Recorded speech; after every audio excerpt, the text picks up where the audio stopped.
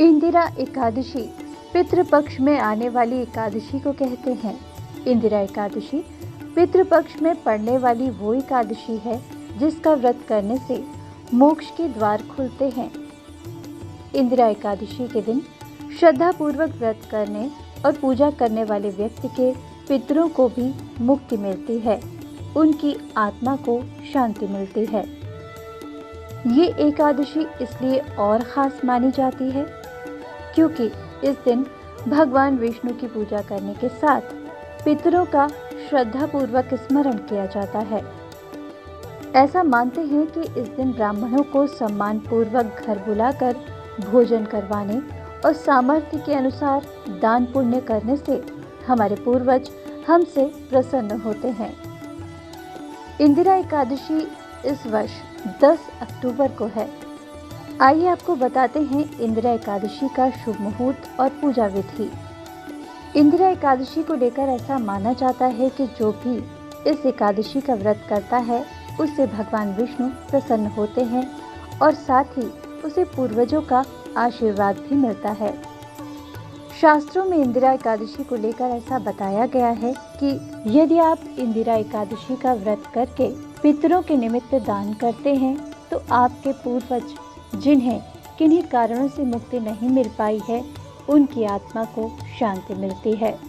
इसके साथ ही ये भी बताया गया है कि व्रत करने वाले को भी कभी भी नर्क में नहीं जाना पड़ता।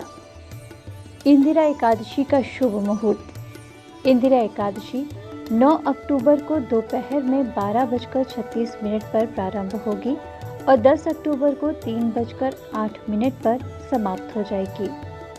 इसलिए उदया तिथि की मान्यता के आधार पर इंदिरा एकादशी का व्रत 10 अक्टूबर मंगलवार को रखा जाएगा। व्रत का पारण 11 अक्टूबर को किया जाएगा। व्रत के पारण का शुभ मुहूर्त प्रातः 6:19 पर प्रारंभ होगा और 8:38 पर समाप्त हो जाएगा। इस एकादशी का व्रत करने के बाद व्रतियों को अनाज, फल और सामर्थ्य के अनुसार धनराशि का दान किसी जरूरतमंद ब्राह्मण को करना चाहिए। आइए अब आपको बताते हैं कि इंदिरा एकादशी का व्रत कैसे करें।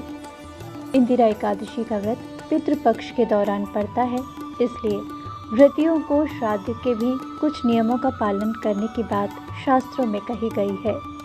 व्रत का आरंभ करने से पूर्व दशमी तिथि में पवित्र नदी में तर्पण करें और स्नान करने के बाद ब्राह्मणों को भोजन करवाकर स्वयं भोजन करें। दशमी तिथि को सूर्यास्त के बाद भोजन नहीं करना चाहिए। उसके बाद अगले दिन एकादशी तिथि में सुबह जल्दी स्नान करके व्रत का संकल्प लें, श्राद्ध तर्पण करें और फिर से ब्राह्मणों को भोजन करवाएं।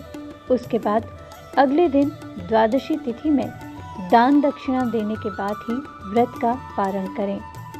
माना जाता है कि संपूर्ण विधि विधान से जो व्यक्ति इंदिरा एकादशी का व्रत करता है उसके सभी इच्छित मनोरथ पूर्ण होते हैं। आप सभी को इंदिरा एकादशी की हार्दिक शुभकामनाएं। आप हमारे संतवाणी चैनल को सब्सक्राइब करें, वीडियो को लाइक करें, शेयर करें और हाँ, बेल आइकन पर क्लिक करना बिल्कुल ना भूलें ताकि हमारी किसी भी वीडियो की सूचना सबसे पहले आपको मिले।